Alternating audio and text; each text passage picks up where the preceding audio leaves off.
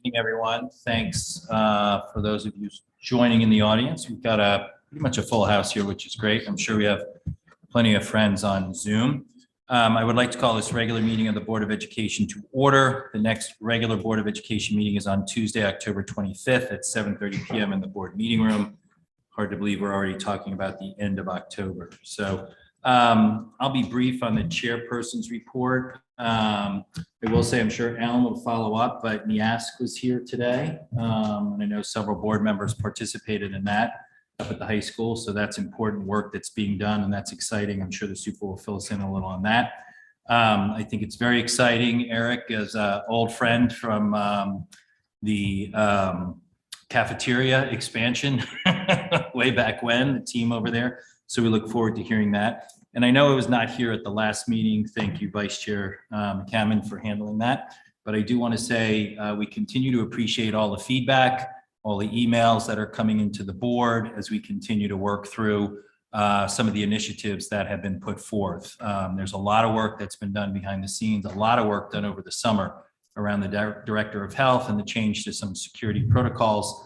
And I see Chief Anderson here, who's been a true community partner in working with the administration around the security protocols that we're looking at. So thank you. And I think this is, I don't know, your third or fourth meeting. So thanks for your time. It's important.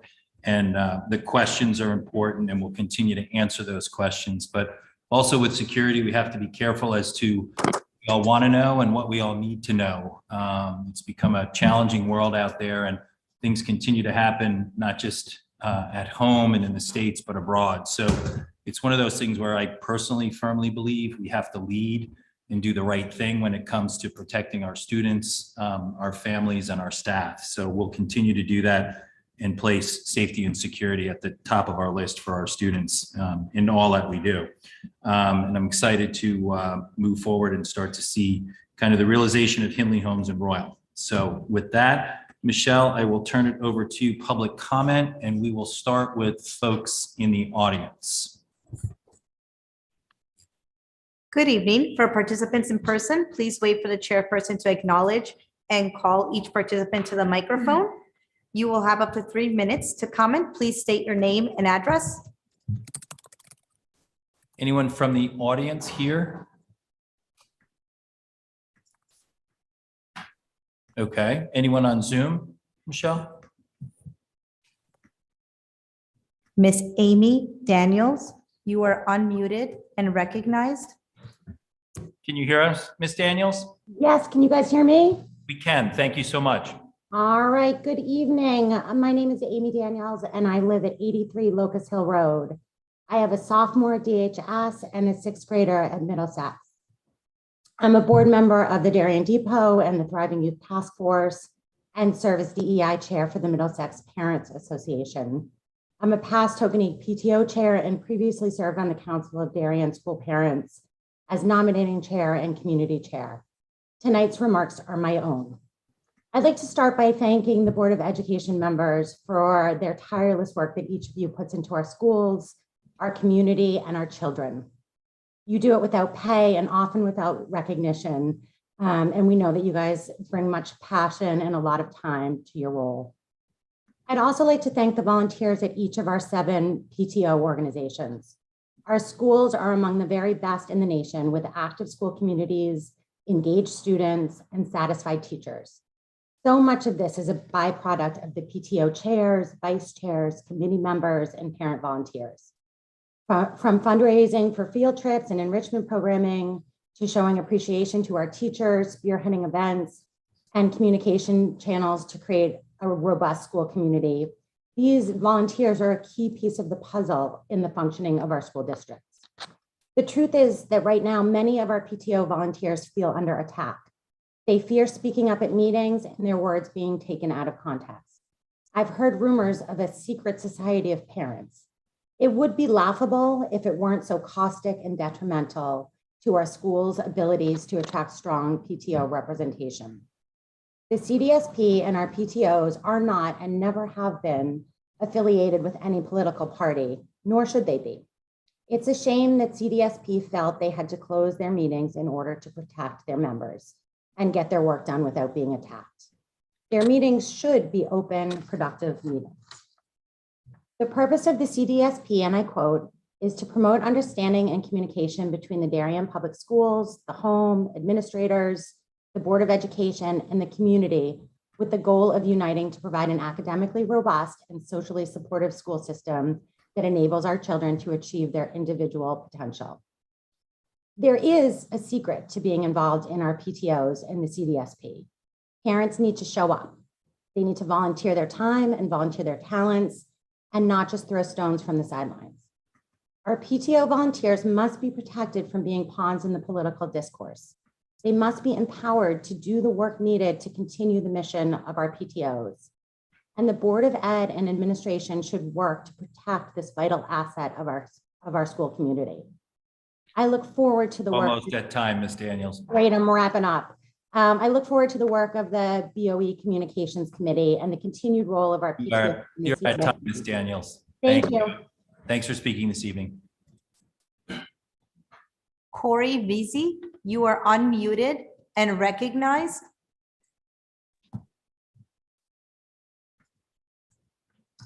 Hi, You hear my us? name is, sorry, can you hear me okay? Yes, go ahead. Thank you. Hi, so my name is Corey Veazey. I'm a resident of 13 Lake Drive, and I am speaking about the plan, the HHR committee's plan to expand parking at Holmes School. I have concerns with this plan. First, I don't believe that incremental parking will resolve the perceived problems with traffic or congestion on the adjacent streets.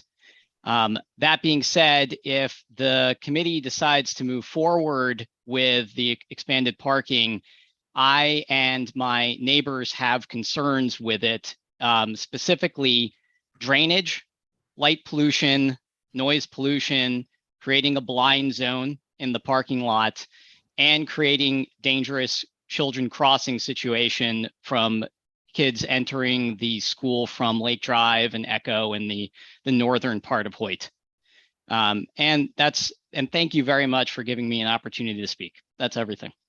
Thank you for speaking this evening. Richard Grimm, you are unmuted and recognized. Richard, can you hear us? I can hear you. We can hear you. Great. Go ahead. Thanks. Perfect. Thanks for your time. I'm also responding to agenda item 8A, specifically for homeschool and the plans for including parking. Just quick introduction. I've lived on Lake Drive adjacent to homeschool for about, over 15 years. I've had 3 of 3 children attend homeschool. I've had 3 of 3 children take courses in the modular classrooms. So I'm well aware of the issues and applaud the move to resolve taking away those modular classrooms and for the overall development of homeschool.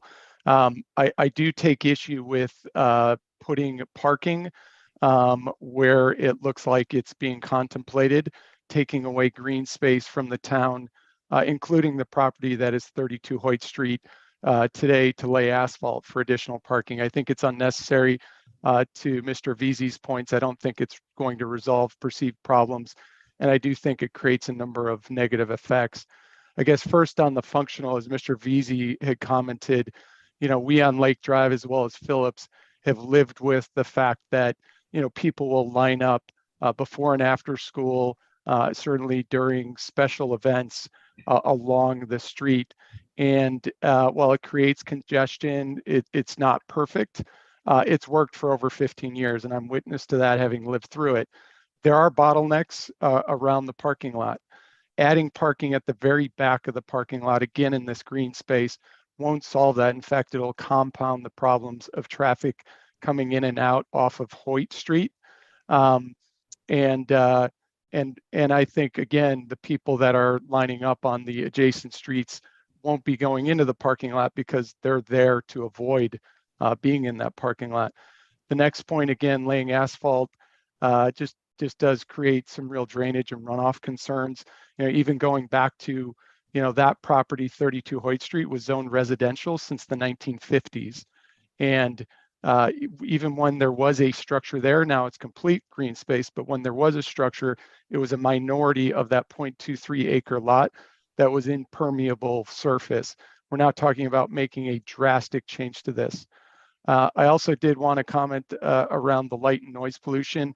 Again, this is contemplated in an area that going back to the 1950s has not existed. And so that should be a real concern.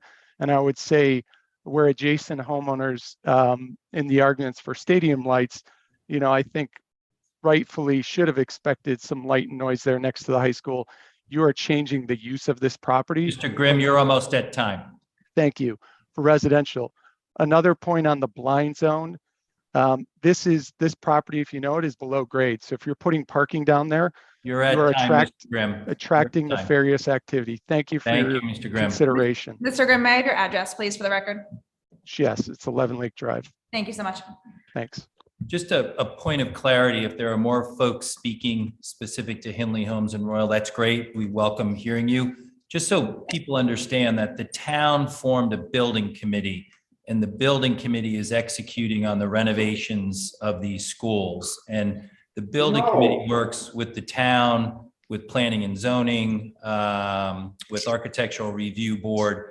The building committee is just executing on the education specs that we sent the building committee. So your comments are important, as the vice chair here is also on the building committee, and KG&D and the building committee is here to listen, but they also have meetings where they have public comment also. So just want to make sure everyone gets their thoughts heard with their concerns with anything going on around those schools. But it is not the purview of the Board of Ed now that it's been turned over to a building committee. But we welcome to hear your comments. Thank you.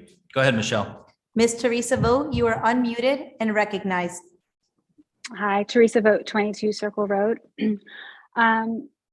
I have two kids, both are graduates of the Darian school system.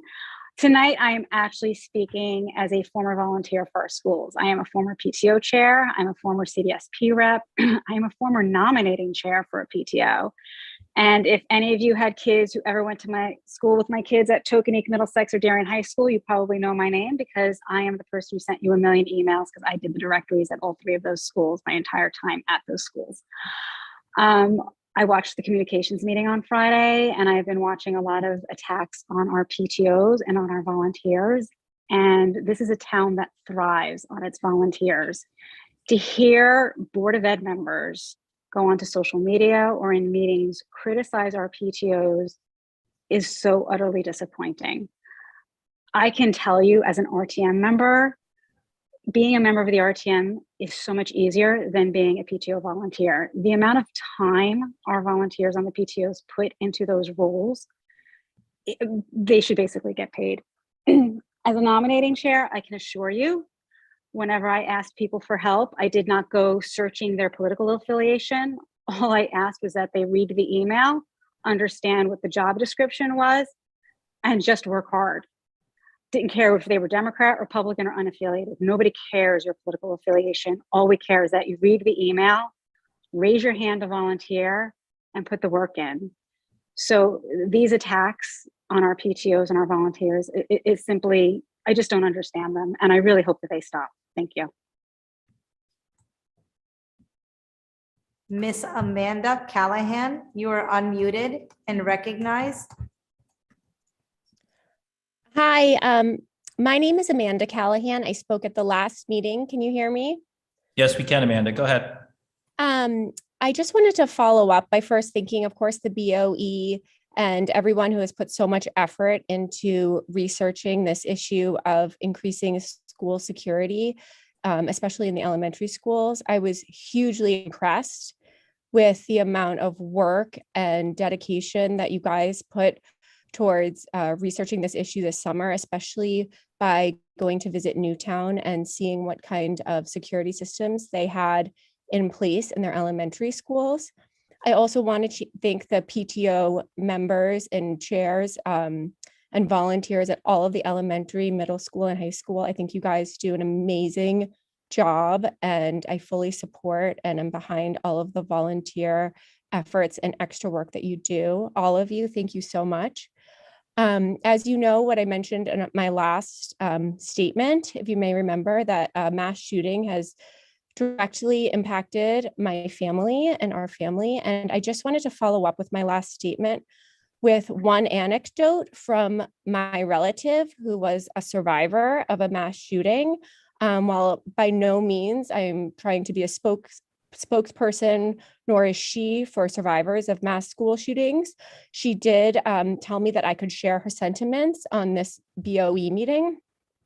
So when I asked her about her thoughts on having armed security guards in elementary schools, I said, would she be in favor of this? She said yes.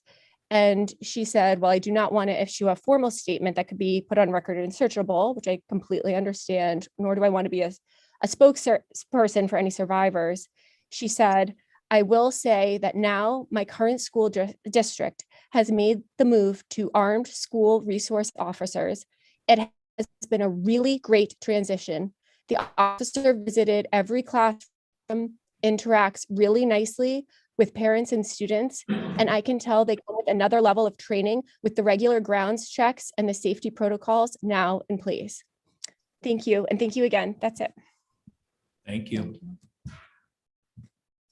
John Lindell, you are unmuted and recognized. Sure. Hopefully you can hear me. Hear you, John. Good. Hi, I'm John Lindell. I live at 7 Lake, and I just wanted to echo what Mr. Vici and what Mr. Grimm said. I was somewhat involved in the process when the town was acquiring the land near Holmes School, and had concerns at the time. And I think that the primary concern of the people driving the town's purchase was safety.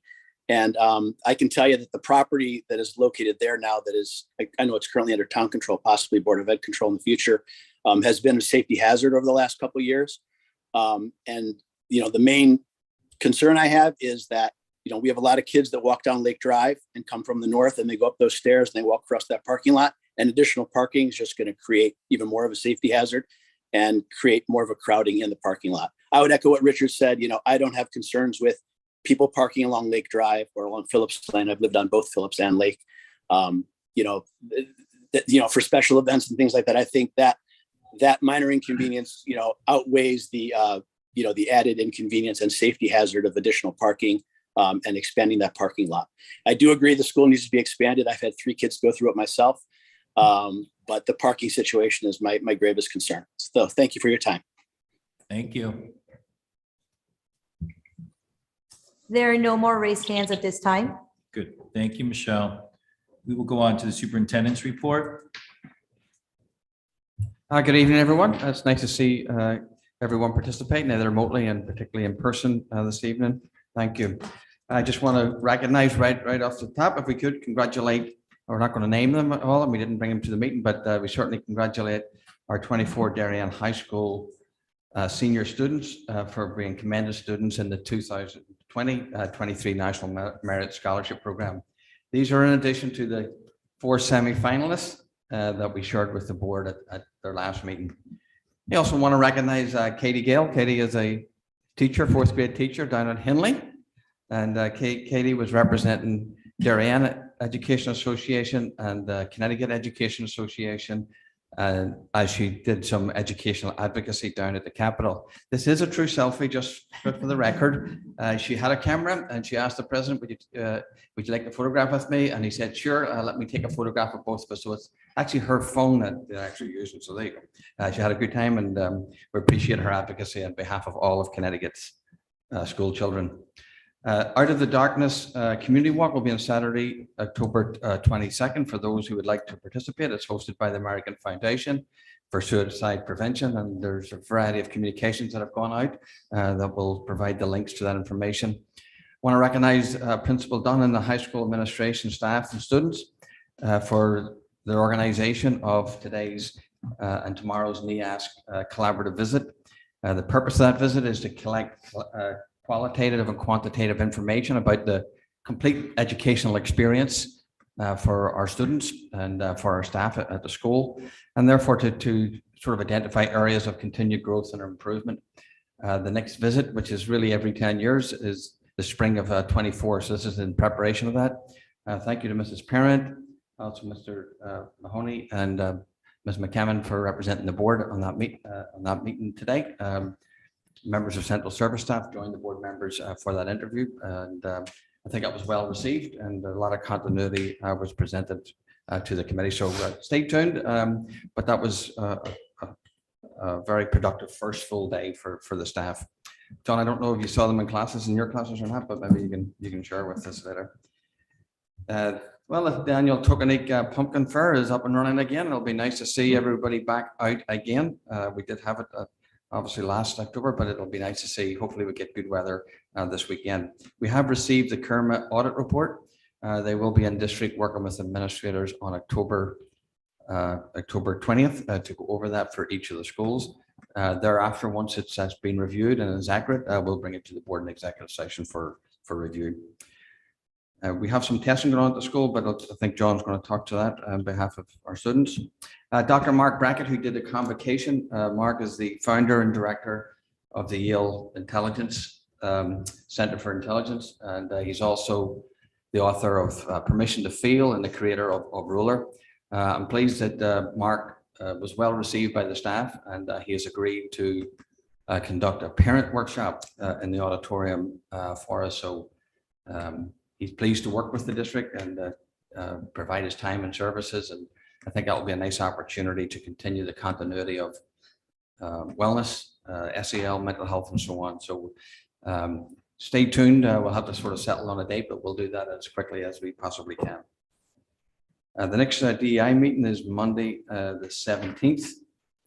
We have curriculum on the Thursday, the 13th, policy, the 14th, and finance, the 20th. Thank you. Thank you. I would say Mark was captivating at the convocation, so I'm happy to see that he's coming back to the district. That's great.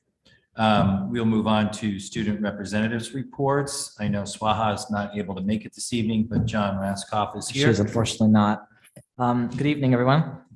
First announcement, as Dr. Hadley mentioned, junior PSAT in-school day is tomorrow. For anyone that has not already been told by their freshman, sophomore, or senior, they do have the morning off, which is a lovely little thing. Spirit Week at DHS starts next week. We have a whole bunch of costume themes. My favorite, of course, is Dress Like a Grandpa Day. Student government is holding its second annual trunk or treat on October 23rd. All clubs and sports teams and student organizations are setting up games and crafts and activities for Darian kids in all the elementary schools and younger, and it's going to be a total blast. It was really fun last year. We're hoping to get even more turnout this year. Student Gov is also holding a Battle of the Bands on October 28th, where bands in the DHS community, so students and teachers, we have at least one known faculty band that's signed up, and it's going to be really fun. They're going to take part in a competition to win a spot performing at a future high-profile DHS event. We don't know what it is yet, but it sounds appealing. Graduation sounds good. Right? School news, the first quarter ends on October 28th, which will line up perfectly with a wellness weekend we have starting the day after that will run through Halloween weekend to the following Tuesday. What that means is students don't have any homework collection or tests on Monday and Tuesday. They can still have assignments that they might be doing over the weekend. They're just not due until at least Wednesday. And finally, the fall drama is just over a month away now. A poster was chosen this morning, so promo staff will be appearing around the town very shortly. Just as a reminder, it's The Tempest, and it will play on November 17th, 18th, and 19th at 7 p.m. in the DHS auditorium. Thank you. Have you gotten your role yet in that production? Well, I'm actually not acting it in it. I'm sure it'll be composing the fantastic. original soundtrack, but Thank you, John. We'll move on to the approval of the minutes. May I have a motion to approve the minutes of the special meeting and regular meeting held on September 27th, 2022? Mr. Roney, second by Mrs. Best. All those in favor? It's unanimous. We'll move on to board committee reports. We'll move on to presentations and discussions. We have the presentation on the Hindley, Holmes, and Royal Building. okay. Oh, yep, sorry, committee, we'll right through that. Any committee reports? Mrs. Hockman, sorry. Quickly, Policy committee does meet on the 14th. I'll be putting out a quorum call to the policy committee to make sure you don't make it. But if you cannot, please let me know. So Mrs. Sy and I have time to figure out exactly how many people will be there or what we need to do. Thank you. Great. Thank you, Mrs. Hoffman. Our curriculum committee will meet on Thursday morning. Great. Thank you. Mrs. McCammon. Communications had their first meeting on Friday. We're really excited. Thanks to the communications committee members for being there. We started with our sort of founding documents, including the board roles and responsibilities, the strategic plan, and the board goals set out for the year, because those are the underpinnings of all of our work. We went from there to talk about ideas for a charge. When we meet next month, we'll talk about an actual crafting an actual charge. We wanted to do that slowly and deliberately because communications is such a wide topic. We could end up all over the place if we're not careful. So we're taking our time with it, and we will bring it back to the board. After that, we talked about possible next steps and working towards what we know we want to do. And we are talking about certainly creating a communication plan and also possibly kicking off with a survey, but we don't have any specifics on either of those things. We will, in our next meeting, be more specific about what we're doing and how we're doing it. Thank you. Any other board committee reports? There is an Oxbridge Building Committee meeting tomorrow at 10 o'clock. I believe the old school is thoroughly decommissioned. We found an old septic tank. Luckily, it was not contaminated with anything. So we're working through that. No real delay or anything on that. It was a good thing to find as we were doing footings. And we continue to move forward on phase 2 of the Oxbridge Building Committee. So now we'll move on to presentations and discussions. A is a mouthful. Presentation on Hindley Holmes Royal Building Committee, schematic designs and possible action on the schematic designs. Request to the Board of Selectmen for acquisition, custody, and control of 32 Hoyt Street, which is the former Curtis property. So this is exciting. I know the HHR committee has been hard behind the scenes, have presented at the RTM, and it's just a great committee that's moved fast forward. And like being part of Oxbridge, talking about it and then seeing it on the screen is pretty incredible. And we have some good partners and old friends of the town in KG and D Architects. We've got Eric here, and Travis is also here. Welcome back. And so we're excited to hear about that. So we're going to go through the schematic designs, and then we have a couple of motions which we'll talk through when we get there, but we'll go through the deck. So Eric, Travis, I'll turn it over to you. And Mr. Chairman, just for a quick. Yes, sure. All right, good evening, nice to see you. And I just wanted to mention our principals in the room. And before we get up and running about this, it's just the excitement in the district, and particularly around these schools and their communities around the development of these projects is just palpable. And sometimes, we gloss over things real quickly that don't stop to appreciate some of the things we're doing and some of the good things that are going on. So I just wanted the board to know that your good work behind the scenes and the community's work and the work of this committee. Obviously, Ms. McCammon as chair, but I also want to particularly point out this evening, Chris, Mr. Price, who's done a super job co-chairing this. And I think everybody around this table understands what public services and meetings and all the praise and recognition you get for leading these things. But thank you, Chris, for your countless hours, and particularly for our children. So thank you, and for everyone in the community for the excitement that this has engendered. And I'll turn it over to Jill or Derek. So thanks, Chris. I looked right through you in the audience there, but you've been great to work with on these meetings. And I will say too, for the principals that are there that I know have participated, and thank you. If you want to know where the 25th hour and the 8th day was found, talk to Luke Forshore, who has done a yeoman's job and an incredible job of working through building a school from the ground up in phases. So we couldn't do it without our principals, and Luke's a great example of what can be done working with the local neighbors and the community and the town. So thank you all. Eric, it's yours. Terrific. Well, thanks for having us tonight. I'm here with Travis Schnell from KG Architects and Joe Canis from Ty and Bond.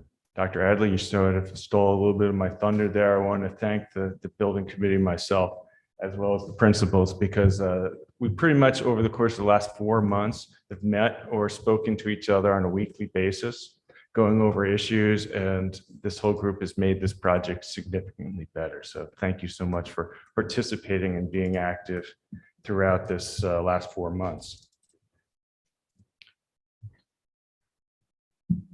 Just as Eric goes through that, this is, Eric has an abbreviated version of the presentation that was part of the board's packet, so there'll be a few slides that have been abbreviated. I've been told to speak quickly, so I'll see how I do. But before I start, I will say that my daughter's field hockey team played here last week on the losing end. But after the game, all the girls walked past the cafeteria and they were all raving about the cafeteria. So now we have to build one up the street there as well. Just said my dad did that. I wasn't there to witness it. So tonight we're going to go over our project goals, do the schematic design for the 3 elementary schools, briefly go through mechanical, electrical, and plumbing engineering design, and follow up with a cost estimate review, and finally some of the approval schedule that's upcoming. These are the core recommendations and design guidelines that we, at every meeting that we've been to, we sort of restate because they're critical to make sure that this project is a success. First, eliminate the temporary portable classroom buildings. Renovate or construct new library learning commons. Correctly size general and special subject classrooms. Upgrade outdated building systems, primarily in the mechanical and electrical systems in the building. And the guidelines, ultimately, we want to create inspirational places of learning. Number 1, we want to integrate the Board of Ed's vision related to the ed specs, make sure that the ed specs are followed throughout. There should be program consistency across all 3 buildings and all 3 campuses. That doesn't mean that they need to be identical, but there's a consistency. We want to satisfy the current goals and plan flexibility for the future. So in the next 20, 30 years, when you want to renovate these again, that there's still additional opportunities on those campuses. We want to provide a variety of learning environments and community access. Schools should be community spaces. We have wonderful rooms within them between the gymnasiums and cafeterias and auditoriums and common spaces. We want to be able to make sure that they're open for the community use as well as exterior. And ultimately, we want to incorporate sustainable design solutions throughout, both on the campus and as well as in the buildings. Just as an excerpt from the Darian Public Schools policies, that in all 3 schools, we're basically creating 4 sections for each grade, so that Hindley and Holmes have 24 general classrooms and Royal has 22. Royal, in terms of overall population, is a little bit smaller than the other 2. In each building, we created this document, which we're calling an educational program spreadsheet. This is just a small excerpt. In each building, we listed every single classroom, every single space and office, what the current size was, what the current capacity was, and then what the proposed program to make sure that ultimately we met the ed specs throughout all 3 buildings.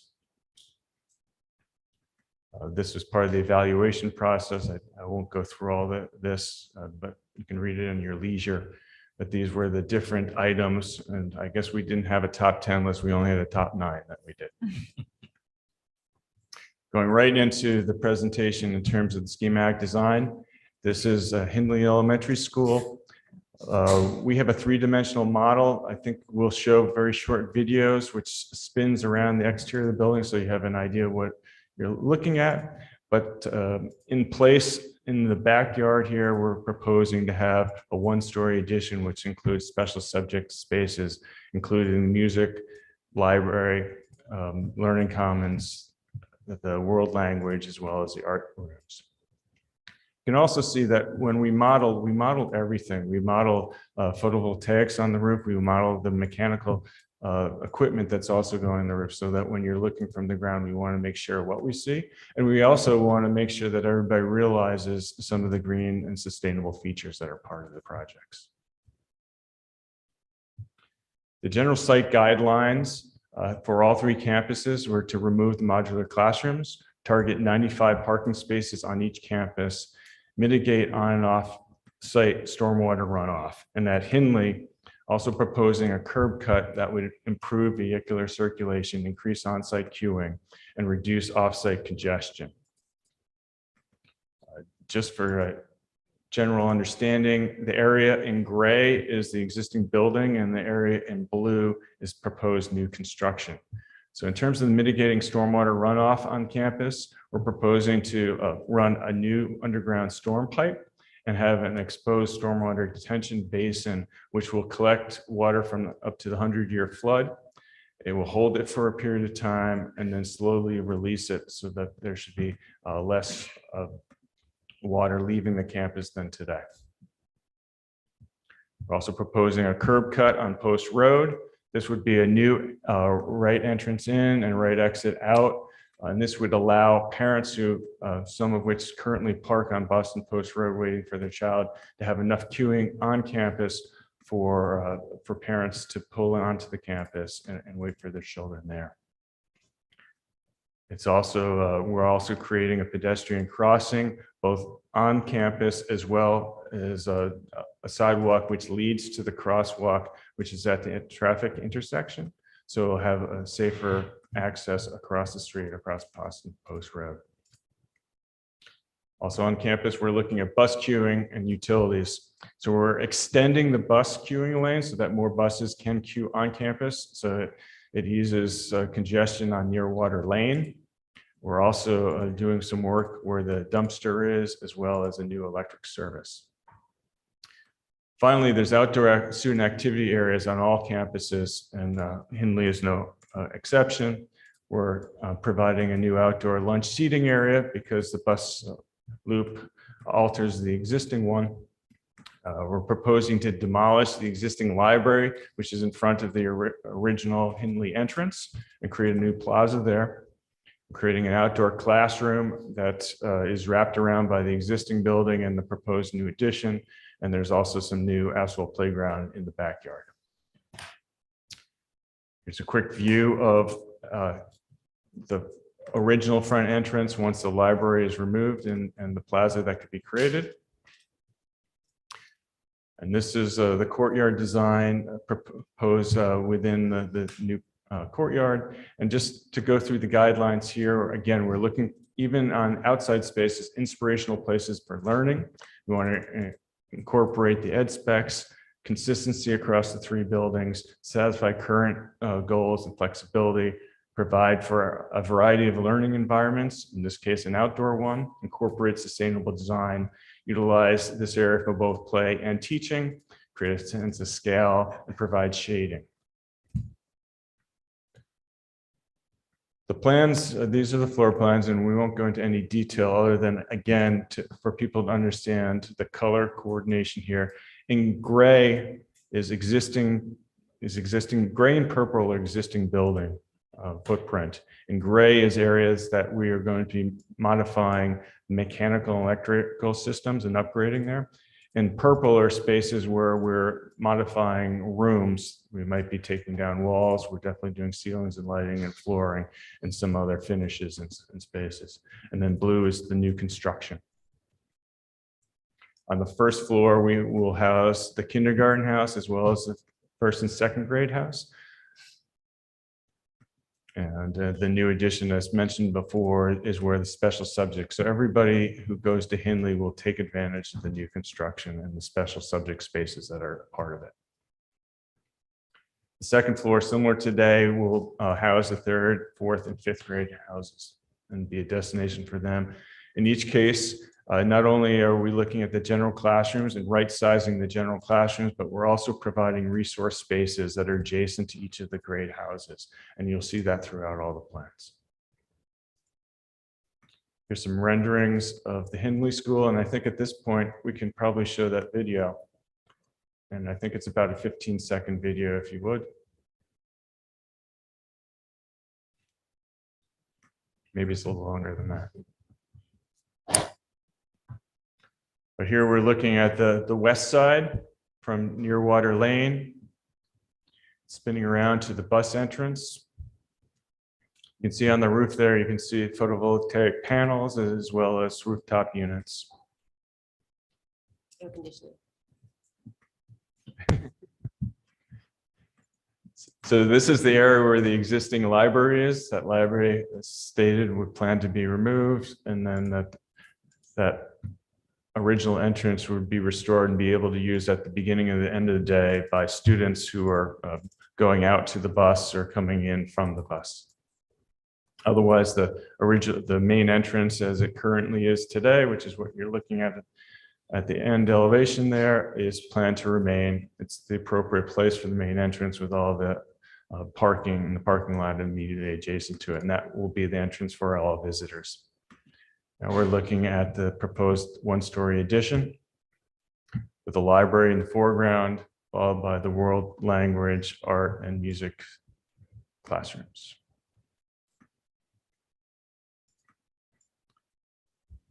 And we're looking from a new playground, new asphalt playground that's there. So that's Hindley. We can go back to the presentation. Sure. You guys want to ask any questions about Hindley? Sure, Mr. Cassini. Just a quick question, going back to my old roots. Have you guys talked to the state about the curb cuts and the crosswalk? Just a shiver at the length of time. Sometimes it gets the state to move on. Like that. We're in the process of that. Mr. Canis, do you want to come up and say anything about that since Just like you showed up this evening? Here's your big opportunity. Okay, great. For the record, Joseph Canis, a licensed professional engineer with Ty and Bond, civil engineers for the project. We have initiated the coordination process with DOT. They did request some additional information, some more details on the island, but it looks like it's moving in a favorable direction. I think. Any other questions on Hindley? Yes, Mrs. Ackman. General question, is the 95 parking spaces part of our ed specs? I just can't remember from all the ed specs that we read. Or is that a building committee decision? It's really in the master plan. It's not so much in the specs. So we looked at the sites and we decided to go ahead and look at parking because we were doing enough additions. Okay, I I'm think just this- making sure that that's not an ed spec issue that, to Mr. Janeen's point earlier, if people really want to talk Yeah. about parking, that's not an ed spec issue we have control over. Right. That's a decision of the building committee. Yep. Not placing a value on that decision, just trying to So- help people. It's a good point. Yep. Thank you. Just a general question on I guess it's for all schools, is do any of the schools have stormwater drain runoff currently, or is these all new additions to the schools? The three schools, so not including Knox Ridge and Tokenie. They all have stormwater management in different facets. And so Hindley, which we just saw, actually has an underground drain pipe which exits the property south and goes under several of the neighbors' properties before it comes up to surface. And so the Hindley project, for example, is containing that water on campus, letting it, for the most part, soak into the ground, and anything that's left over the course of a day would then exit the pipe system. So we should be reducing and improving that. But yes, it's a code requirement to address all new impervious surface. So we're addressing the new impervious surface as well as any existing conditions that are problematic. Thank you. John. Just a general question. Is there a way that we can see the previous schematics for the floor plans of the buildings before the proposed changes in purple? Is that available somewhere? The as-bills? Well, we do have floor plans, so there's no reason why we couldn't share what the existing buildings look like in terms of floor plans if you want to compare the existing to proposed. That would be great. Sure. For my, Yep. Thank you. Let's keep going. Okay, so this is Holmes Elementary School. The guidelines are generally the same. The biggest difference on this property has to do, and we've been referring to it as the Curtis property. So excuse me, we use Curtis as opposed to 32 Hoyt. Curtis property will meet additional parking needs of 15 plus or minus spaces. The school decides to do that. will provide service and emergency access to the rear and safe construction access. There's a road as part of this. And we'll address stormwater detention needs on campus because of the new additions. We need to provide stormwater detention, similar to that last question, and maintain existing tree growth. So here, this is the north parking lot improvements proposed. Eric, on the last slide, I think it's important to clarify that what we're doing on the Curtis property is locating the entire stormwater management system on the Curtis property. That allows us to not put it elsewhere on the campus, right? We can just use the Hoyt Street, correct? That's correct. That these additions require stormwater management, and that the town property is downhill from the school property. And so all that water tends to go down into that basin to begin with. And so we're proposing to provide a basin in that area to collect that stormwater before it goes anywhere else. Thank you. The two improved areas in the front of the property is additional parking proposed at the back end of the parking lot, as well as improvements to the front entry area.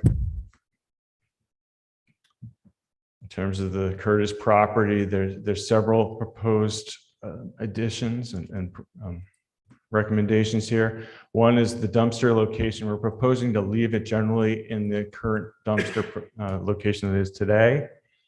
What's important about the next aspect is that we create this service drive that leads back to it so that the garbage trucks today, which go across the playground, wouldn't have to go that route. This also provides emergency access to the back of the property there. And the third reason is during construction, to put these two or three additions to this building, it's far preferable to do it from the backside as opposed to one of the original plans or concepts, which was to have construction vehicles go directly across the playground. And so this is keeping construction vehicles and students apart from each other. This plan also proposed, as mentioned before, stormwater basins here, as well as an additional parking lot.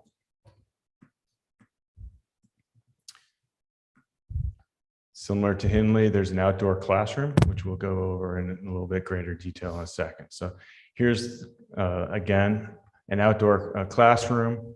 This has multiple purposes. We can use it for play as well as for educational. What you're seeing on the right there is an expansion of the Learning Commons library, and reaching out directly out from that is where that learning garden is, or outdoor classroom. Today, that's all asphalt. So the proposal here is to green up that interior space and create a nice courtyard. You can see some of the features on the left there, which could include a platform so that you could have small events or performances. It also doubles as a seat, as you can see the 4 kids sitting on it. Again, in gray is mechanical and electrical work, in purple is major renovation, and in blue are new construction. So at Holmes, there's 3 areas of new construction. In the middle, and there's a large purple box there. That's the existing library.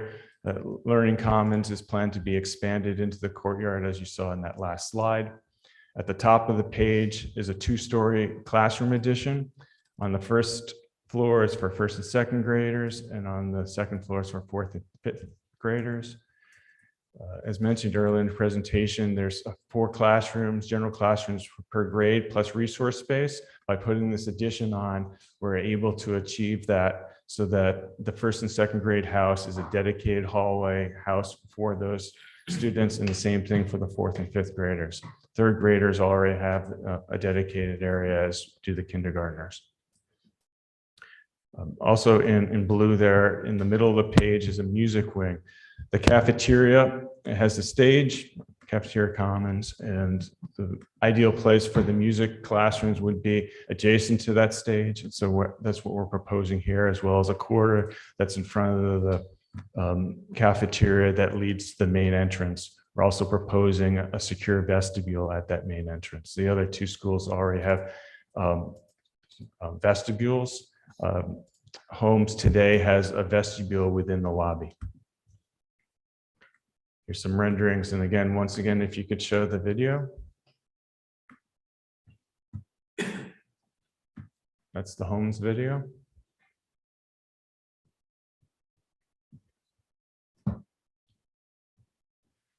So here you're looking from point at the original building, parking lot.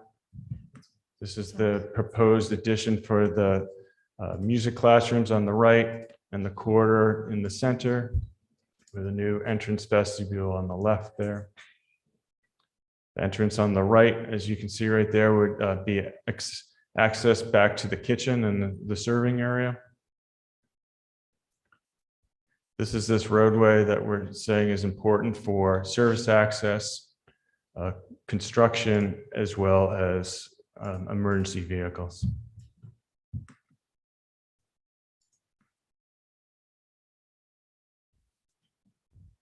Straight ahead is the classroom addition. It's the backside of the classroom addition.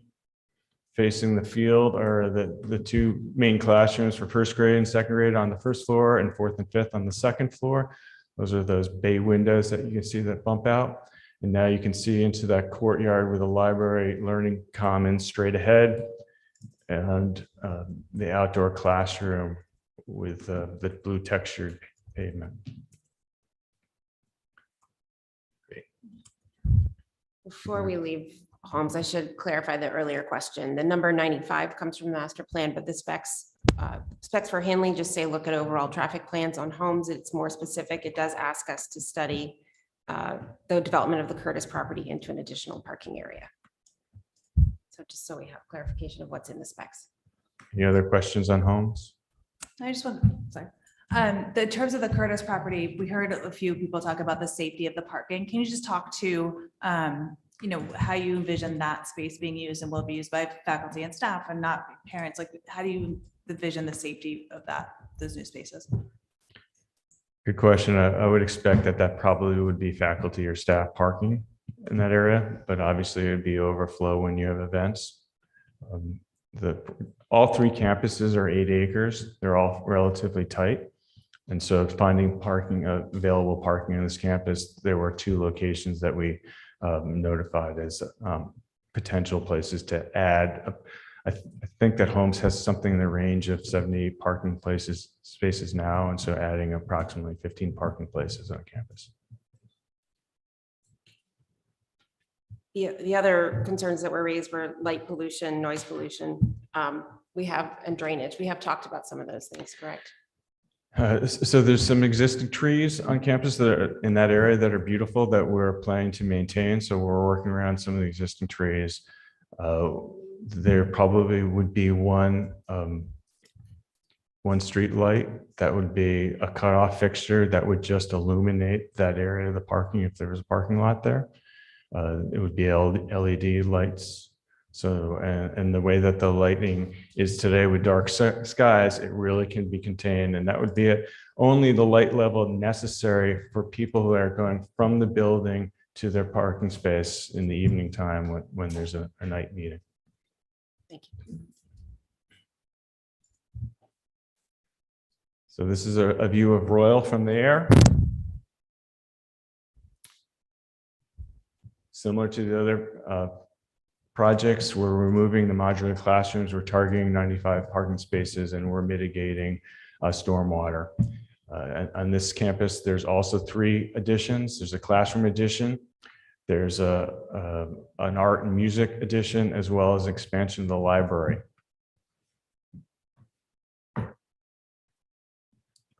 So parking and utility improvements, we've notated 2 locations on campus where we could potentially add additional parking spaces. One is right at the corner of the intersection at the bottom left of the page. And the other is an extension of the existing parking, a large parking lot. We're also looking to relocate the dumpster and to screen it. Currently, that dumpster is right off of the drop-off area.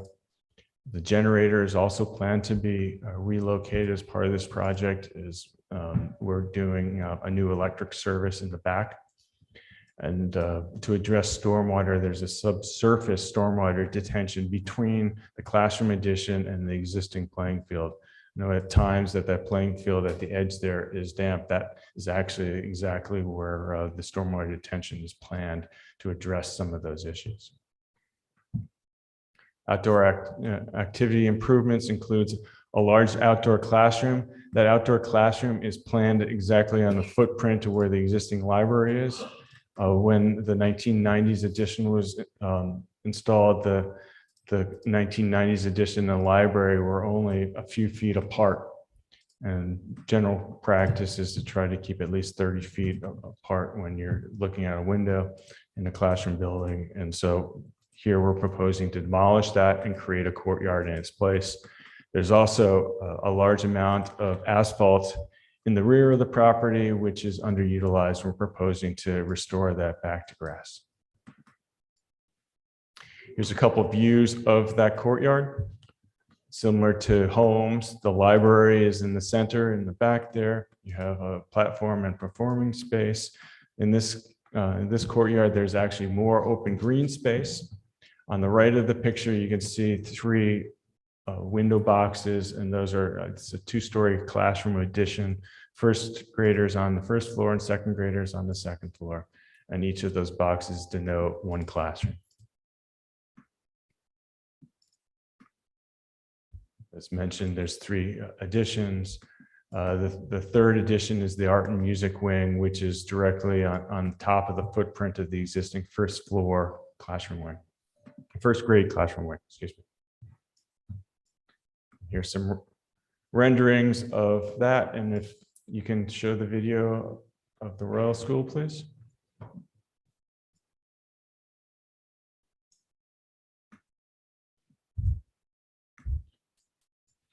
You can see, again, on the roof, the photovoltaic panels, some rooftop equipment. We're going down, we're looking on the right of the new addition, which creates the third side of the courtyard. The library is straight ahead. Now on the multi-purpose rugby field, looking at the first and second grade house and a stair at the end of the hallway. On the right side of the screen there are the art and music classrooms. And there's a garden space there.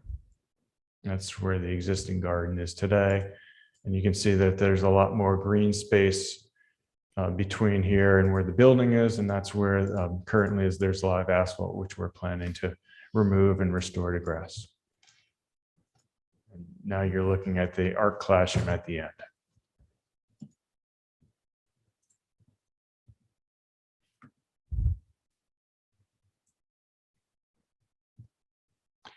You can see that the art classrooms and music classrooms in all 3 as well have roofs that pitch up a little bit. That's to provide some additional height. Art and music spaces like to have volume like this room. And the art rooms also like to have northern light if possible. And so we were looking at building orientation and also volume for those spaces. And that's why most of them are on the first floor. Great. Thank you, Eric. Questions on Royal? You just mentioned, Eric, just about the rugby field. So the rugby field today is a modified size.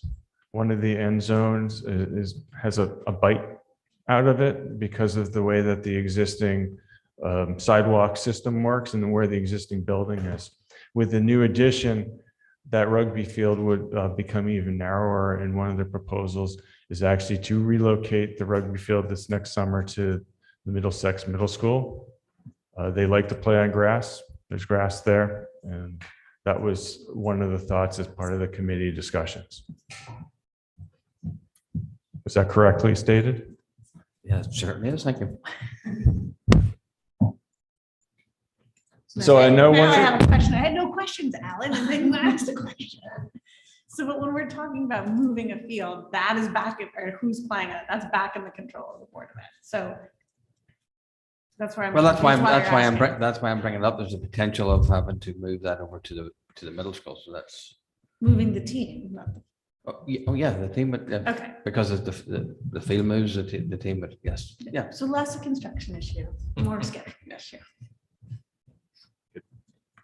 I know just from, and Luke, go back, you know, as this goes through the process of planning and zoning and the EPC and all those good things, the end of the day at Oxbridge, it was greatly improved in terms of the overall drainage and water retention. It's an underground city that's actually there. And, you know, all these schools, there's neighbors, number one, there's wetlands and, you know, there's some open land and forest land. So that's a key ingredient as the building committee goes through the process, working with all the town agencies and looking at all that has to be done. And I know in working with Luke, we spent a lot of time. It's a good question Mrs. Achman brought up, but based on feedback you get from open houses and just queuing in general, we spent a lot of time maximizing the amount of parking we could get out of Oxbridge without it looking like a big parking lot. And I think that's kind of a charge of the committee to continue to do. And it makes sense.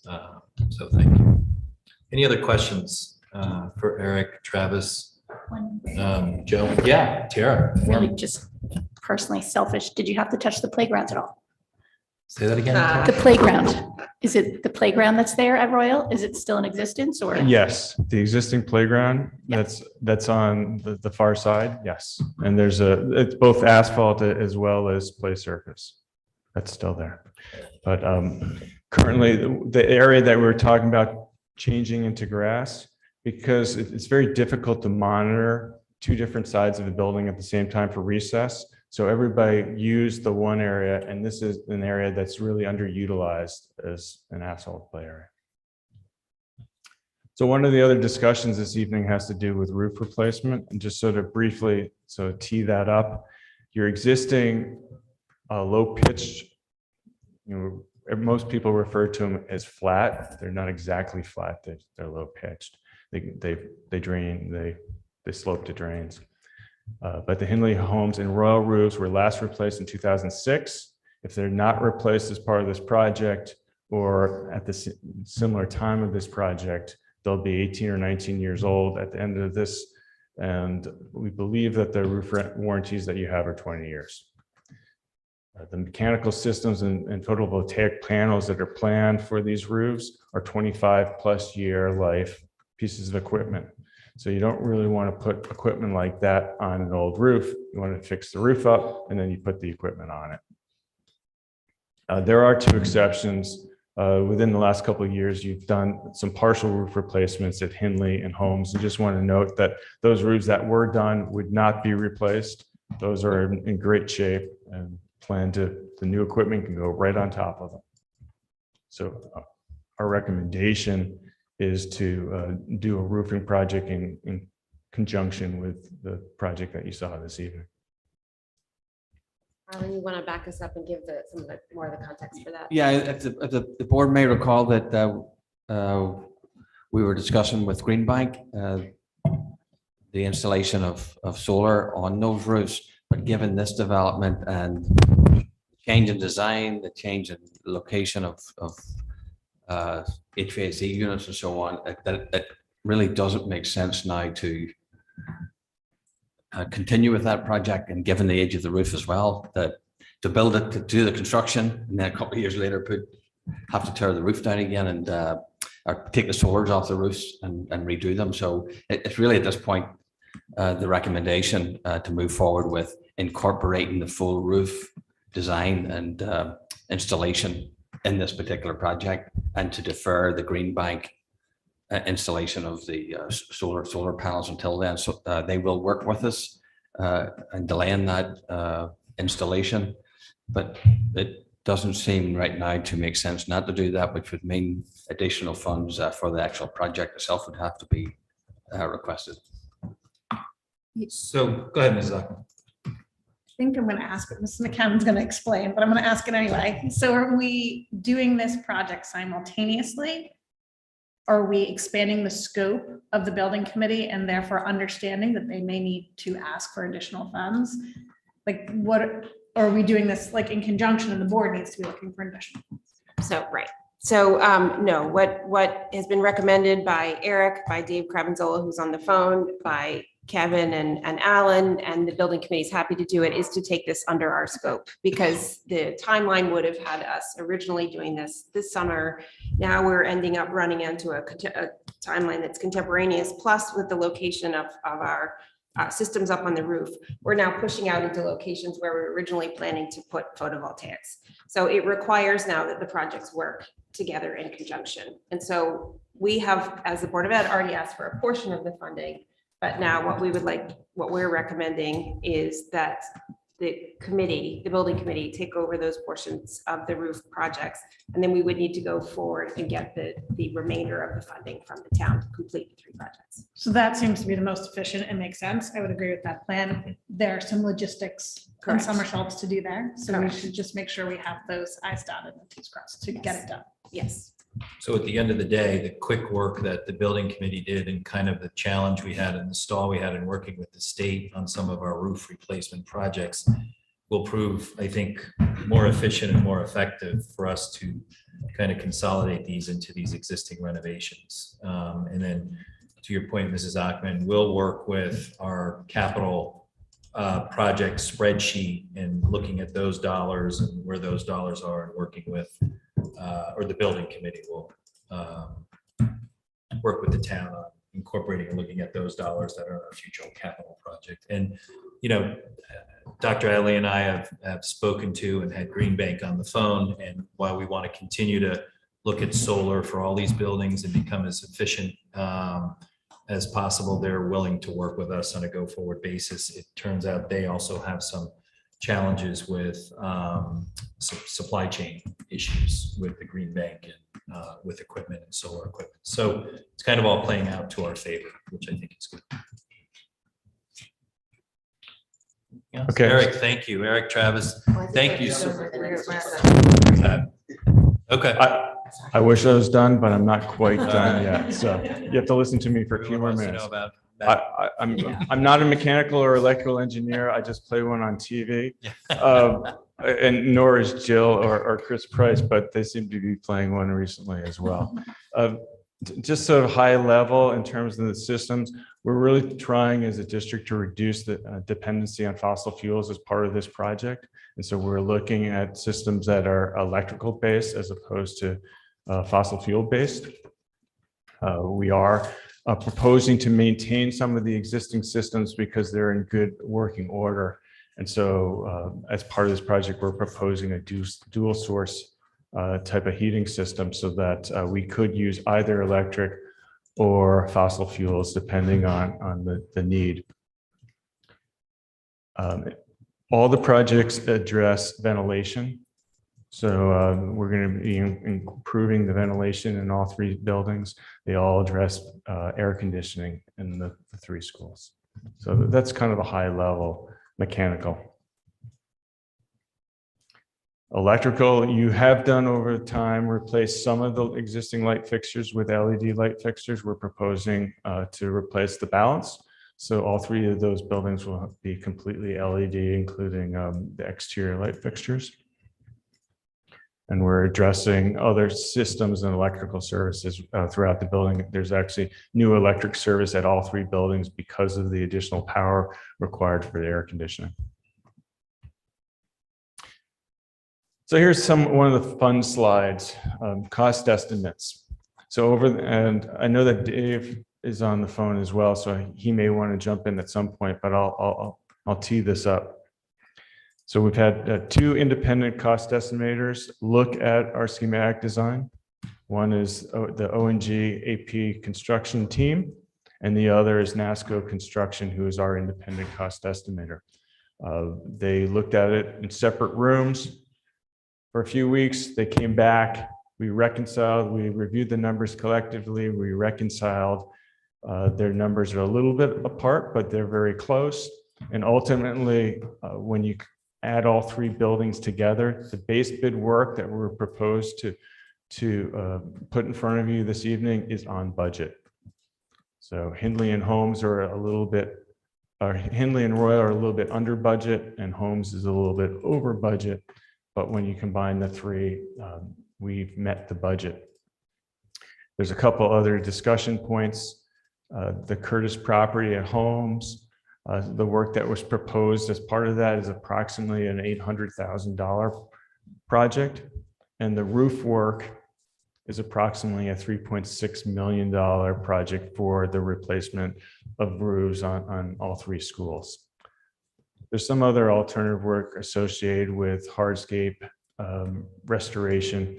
The project doesn't address repaving parking lots or sidewalk repair replacement. So O&G recommended that we at least carry a number there. And if we find that we're on or under budget at any point, or we have contingency money left over, that would be probably a good place to use the additional funds. With that, I guess I'll turn it over to David. Hi, can everyone hear me? Yes, we can. Okay, Dave Cravanzolo, representing the O&G AP joint venture. I really don't have a whole lot to add. I think Eric had summed it up. Just to reiterate the position that we're in right now. On the screen you have here is a comparison of estimates. So we have 3 schools, and as Eric mentioned, they had NASCO conducting an estimate for them, independent, while we were doing an estimate of the schematic design documents. And not only were our estimates relatively close to one another, but as Eric had mentioned, we're within just 1 or 2% of, we're actually slightly under budget by, I think about 2.5%, something like that. So on projects of this magnitude, in this climate at this point, that's a great spot to be in. So I know that our team and KG&D's team priced the same set of documents, and we have a good stepping point for going forward. So I think that, as Eric mentioned, there's a couple of things that we're looking to maintain as alternates throughout the project, and we'll be working with the building committee on honing in those alternates for scopes of work that would be nice to have, and that we would have the ability to make a decision on those scopes of work when the bids come in, if the bids do come in favorably and we have more funds to spend on added work. Any questions? Thank you, Dave. You're welcome. Mr. Brown. Just real quickly on the previous slide, the 3.6 million for the additional roof work, is that gross or is that netted against what we'd have to do anyway as we get to the end of the useful life? That's gross. That's gross. Gross. Yep. Okay. Good. So we haven't netted it back yet. Thank you. We'll love to see that number. We have to work with what's in our projections and the Board of Finance. Good question. Thank you. So then this is the last slide. I'm not going to go through every approval that we're going to be doing, but there's a lot of work that's been done. There's a lot of work still to be done.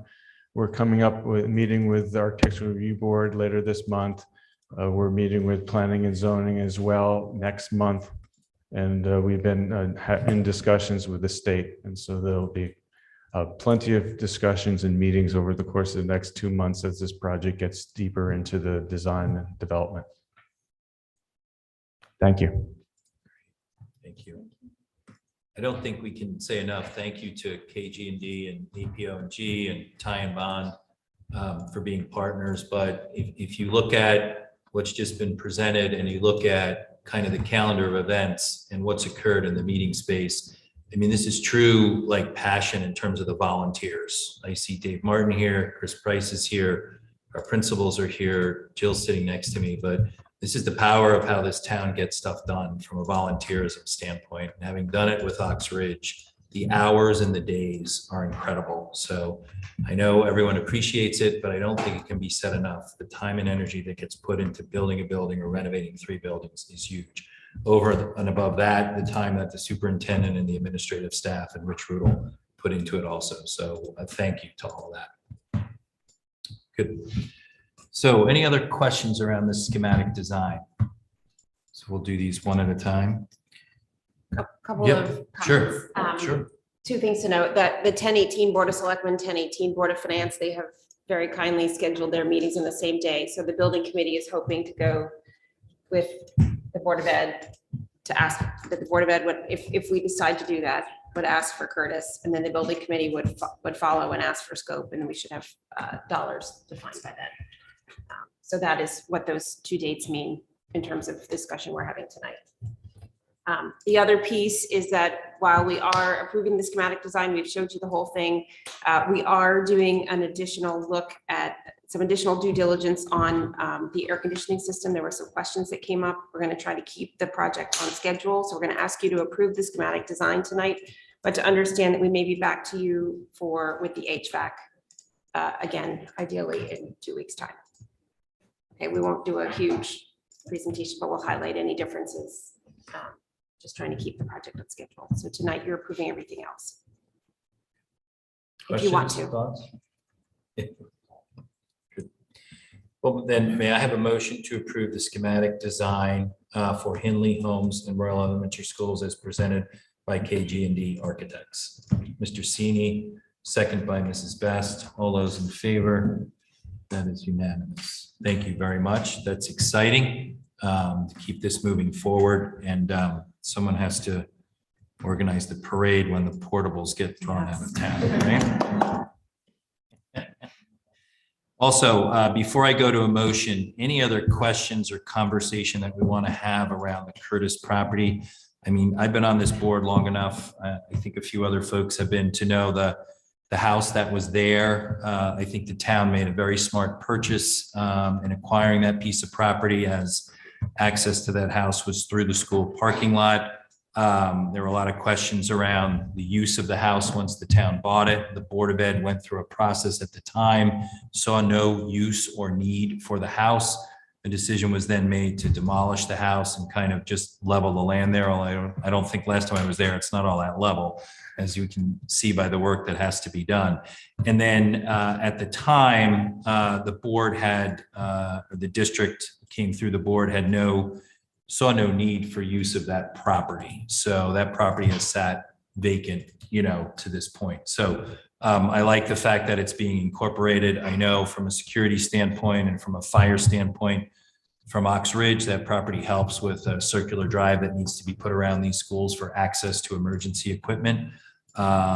So any other questions or thoughts around the Curtis property? Mrs. Ockman. I just have a question of the timing of the timing of this now, given that the building committee will remain in control of the project. Would we not request care, custody, and control once the project is done and we're taking the project back from the town rather than now? Or, and you probably did this research, why would we take it now and then give control back to the building committee, which is a town committee for design? I don't really care as long as we do it the right way. I don't, the answer is the building committee is going to design it how they need it and use it how they need for this project. I just want to make sure we do it the right way. I think the building committee wanted to be sure that the board was interested in having it. And so the concern was, I mean, it would be silly, but the concern was if the board didn't actually ask for care, custody, and control, and then something went wrong. The board has wanted control of it for years. So if this is the right way to do it, I think that's fine. We wanted control of it in order to best utilize it for the school. So I think in talking to Jill and Chris and Dr. Adley, I think this seems to make sense to me, to just get control of it so that they can put that kind of off to the side as you continue with the design and what the concept would be on that property. But good question. Mr. Sini. Just the process, I mean, is it just a transfer of almost deed from the town to the school, or I mean, with these approvals, you mentioned Board of Education, Board of Select, Board of Select, Board of Finance and Arts. So, okay. We have to, there are more I's and T's we have to figure out. The first step is to go to the Board of Selectmen, but I have not done a transfer of care, custody, and control before. So we need to get back to you guys with what exactly will occur from that point. So that the town just needs to deem it Yes. school property such that we have care, custody, and control. And that's why I was asking when, since the decisions are still town decisions to be made on that property. Again, I don't care which way it goes because I think we're going to cede it right back to the building committee. I just want to make sure we do it the proper way, so we don't end up in a straight quagmire. I guess I would go for, I mean, there's also, if it's a separate parcel, probably have to merge the lots. I mean, so that's where it's going with some of the details. We might even have to go to the P and Z department at the very least. There was a comment about, you know, being zoned residential, but schools are zoned as of right within a residential communities, just Right. that, I don't want to go too in the weeds, but just. So I think to those questions, it makes sense to authorize to give authorization to make the request to the Board of Selectmen to go through the process. And then I think at the next meeting, we'll hear about, to your point, is it a separate lot? Is there anything else that has to be done in terms of transfer of ownership or deeds? So John brings up a really good point. We might need to take it now because Yeah. then it loses its residential zoning and becomes as of right. Yeah. So we might No, actually need it earlier in order to get it. Sorry, let me be clear. At least, I don't want to get into zoning too much. Schools sit in a residential zone and they operate as of right within a residential zone. Yeah. But there is a separate overlay. Well, yeah, that piece of property might have to go to the municipal use zone also. So there's some zoning questions. We might need it first in order. To go, but we wanted to go through the process. Yeah. So we're good on the schematic designs. So we'll move, may I have a motion to request that the Board of Selectmen convey acquisition, custody, and control of 32 White Street, currently known as the Curtis property, to the Board of Education. Mrs. Ockman, second by Mr. Brown. All those in favor? That is unanimous. Good. Thank you. Thank you, Chris, and thank you to the building committee. Thank you to our partners here, and thank you, Jill. Anything else you wanted to add? No, thank you. Very This good. is This project continues really to move exciting. forward at a fast clip. So thank you very much, everyone, Thank you, gentlemen. participating.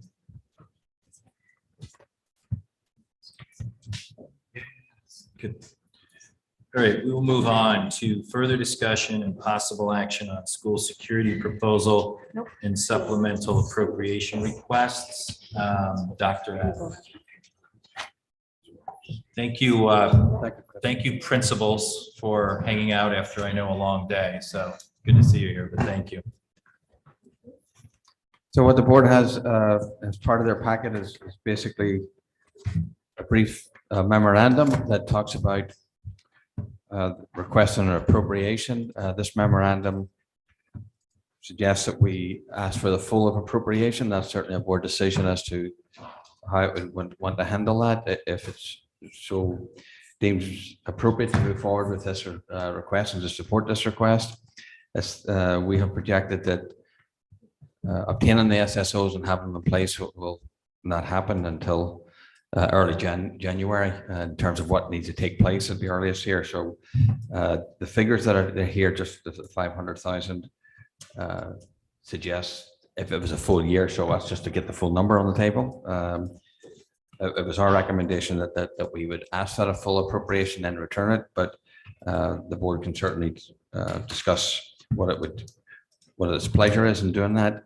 But I think the board has been fully apprised, and we've heard the public in terms of their concerns, their support, questions that they had, and so on and so forth. And I'm happy to answer continued questions, but this just outlines the process and the two motions to move forward with the project. Thank you, Dr. Riley. I'll open it up. I guess let's continue. Any further questions or conversations around the SSOs and what's been presented around the Director of Security, the roles and responsibilities, and anything further that we want to discuss or take up on that? Mrs. Perrin. Thank you. During our last board meeting, there was some questions brought up about what training and qualifications the SSOs would go through to work with and in contact with children, and particularly children with needs. And I'd just like a little more clarity as is there a particular training they would go through? What are some of the ideas that people are thinking about with that? And just a little more specificity on that would be helpful. So I do have some just to mention here, if the question came up. They would be both specific to what all our staff would go through and some unique ones. Certainly things like FERPA training, physical, psychological management training, that's the PMT. The standard bloodborne pathogens, mandated reporting training, ruler, responsive classroom, preventative bullying. sexual harassment training, emergency response training, and sensitivity training to identified students with working closely with school psychologists. Those are, it's not an extensive list, but those are some of the trainings that the SSOs would go through. Thank you, Mrs. Parent. Mrs. Worm. Yes, could we just talk about the reporting structure again with the director of security, about the decision to have him report to basically to Rich, opposed to directly to Dr. Adley? You took him to the director of security? Yes. That typically facilities, groundskeeping and so on ultimately falls under Rich's department, as does things like transportation. Ultimately, everybody's under my supervision. So don't think I would be out of the picture. That wouldn't be the case at all. No, I was just wondering why it wasn't a direct report. Really, it's a question I've been getting. And other than the assistant superintendents and the cabinet themselves, they're the ones who are in direct support to me. But other than that, anybody below that would be direct report, line of report to one of our cabinet members and then to me. I think there's not one completely right answer, and certainly a reasonable question. We also have, I should note that Chief Anderson again has given his generous time to be with us this evening, so he is also here. Mrs. Best.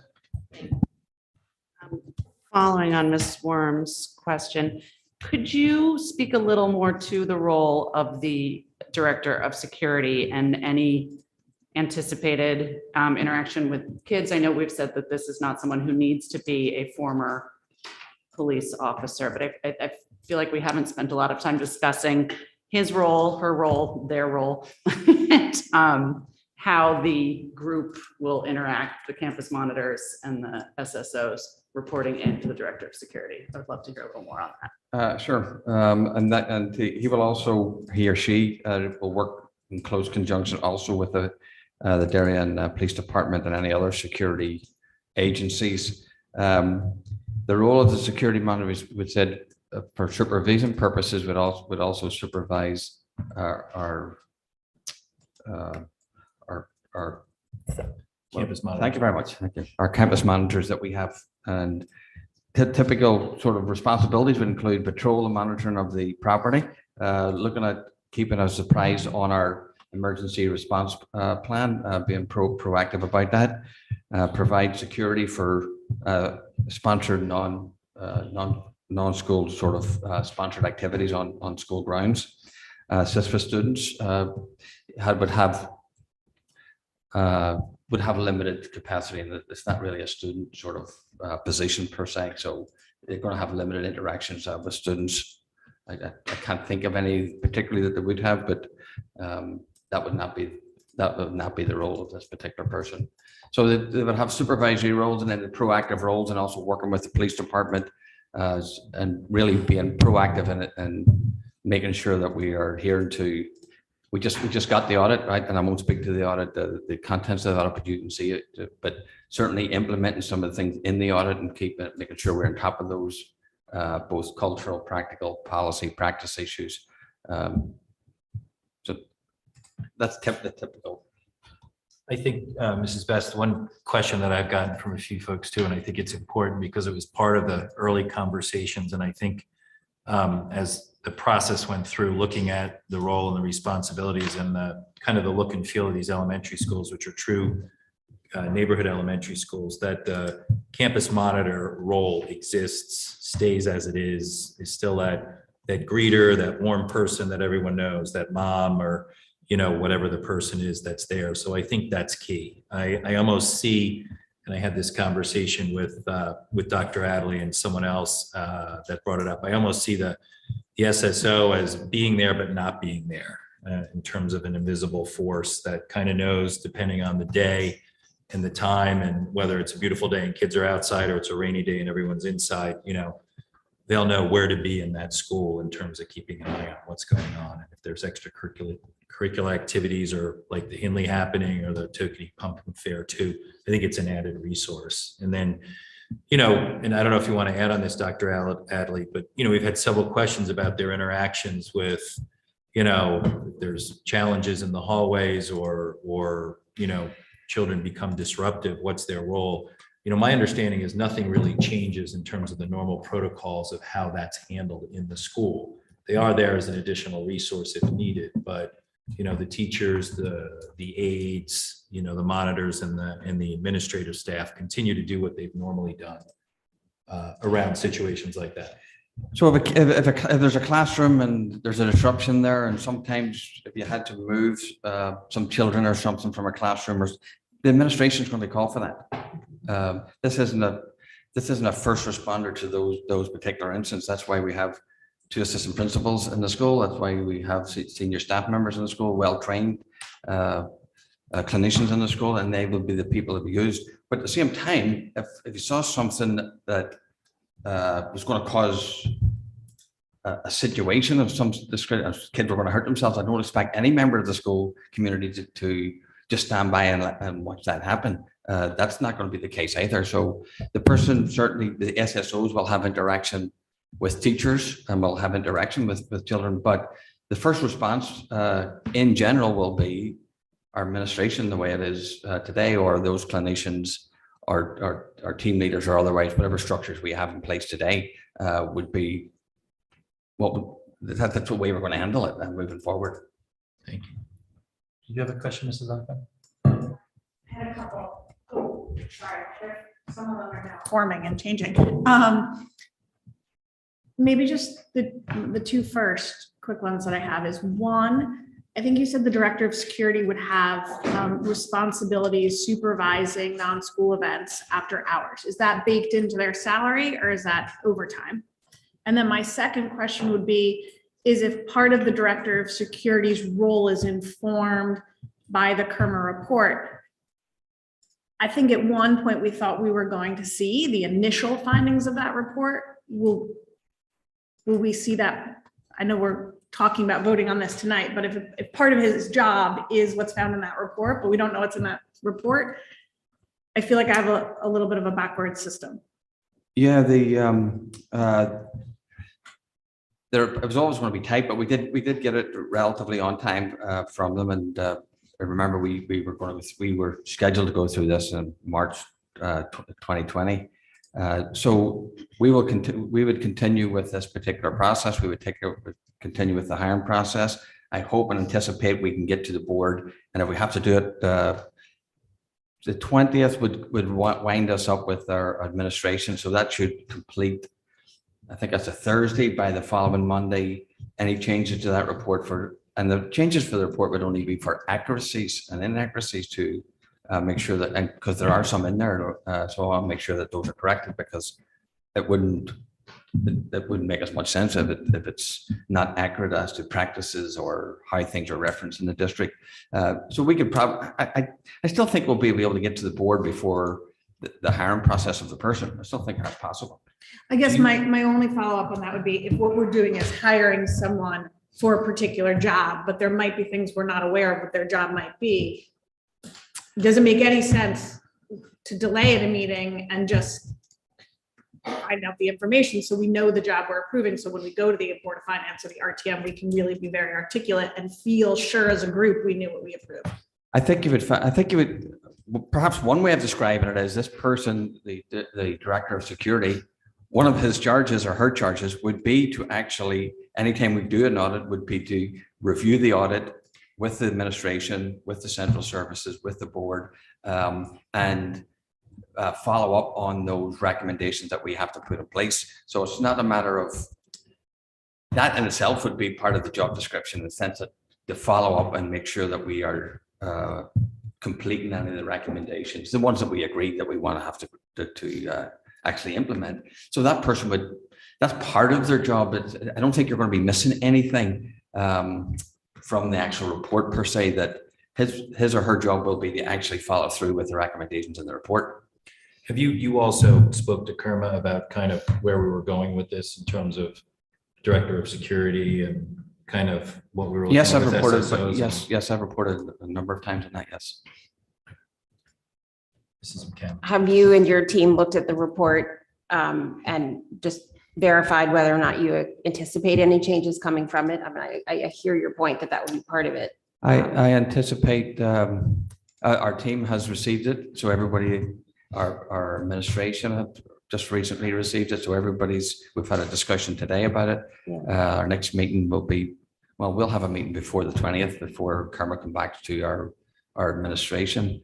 I anticipate, as I shared with the board prior to this, that there will be practices, cultural things that we will have to address. I would anticipate there will be some infrastructure discussions that we would either do or not do. And I don't want to really talk many more details about it, but I think the idea that there's going to be infrastructure and there's going to be cultural or practice recommendations in there. This is best. Thank you.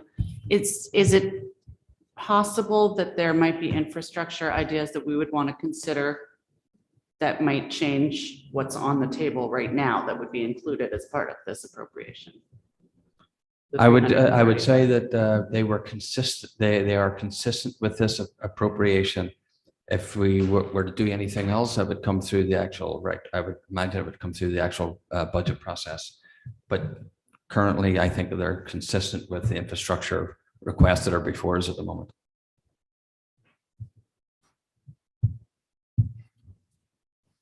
Mrs. Ackman. So I saw some of the email exchanges and thank you to the public. You know, we have heard for and against, we have heard people wanting more information. I guess one of the concerns or things I'd like the board to think about here is, given that we are hearing people who are very for this and people who are against it, to be fair, we usually hold public hearings on matters like this. We did originally with an SRO. We do on things like lights. We did with open choice. And this is such a cultural change that I've just been surprised sometimes when I'm talking to the community, people are like, well, what are you talking about? We haven't heard about it. So would it not serve us well in our kind of like, we want to make sure we're communicating and discussing to offer that opinion. So we really do say we've provided 2 meetings, we've provided a public hearing, we are making a decision now, but we have given plenty of opportunity for the public to be heard. I just feel like we've done it on issues that are less of a cultural shift. I'm just surprised we haven't done it here. Mr. Sini. We're talking about security here, so there's details that I'd rather not discuss in public that we discussed in the executive session in great detail. Well, I'm talking about the public piece that we're going for a public appropriation on, just a hearing on that, just so everyone has had an opportunity to weigh in on it.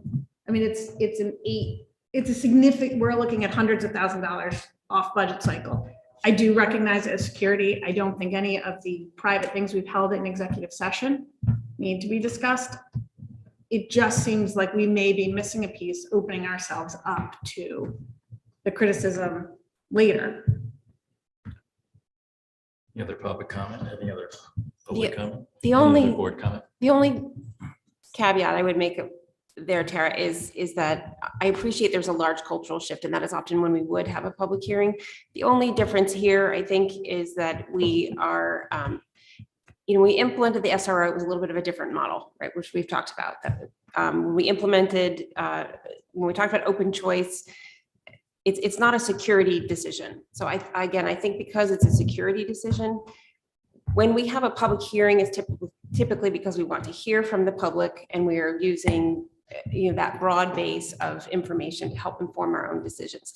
I think this is an instance where we are looking at a security recommendation from the chief of police, and it's a little bit different than hearing a recommendation that is different I think it's just different in nature. So I agree with the thing that our chief of police and his opinion holds a different weight that we need to consider when we make our decision. And I'd be open with the public. Chief Anderson's decision holds a significant amount of weight with me.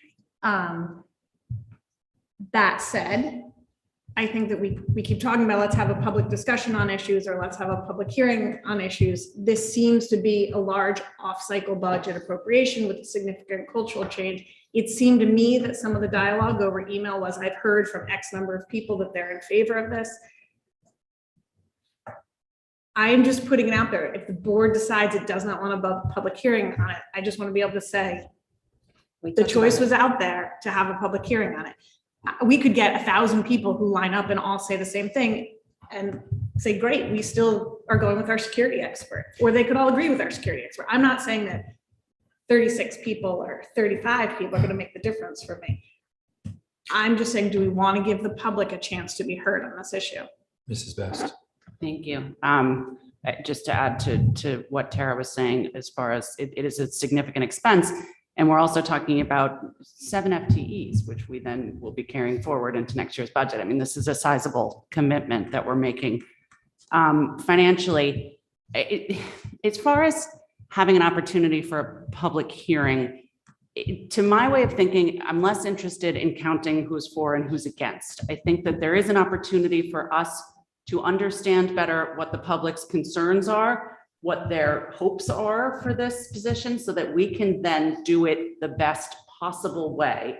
There's a big piece of this that we've discussed that's about making people feel safer.